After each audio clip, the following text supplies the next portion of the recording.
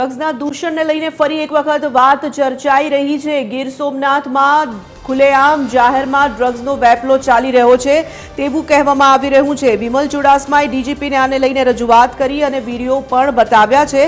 આ મામલે તાત્કાલિક કાર્યવાહી કરવા માટે ડીજીપીએ ખાતરી આપી।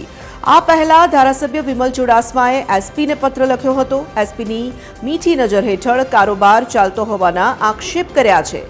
આજ સુધી કોઈ કાર્યવાહી नहीं कराई होવાનો દાવો પણ કરવામાં આવ્યો છે।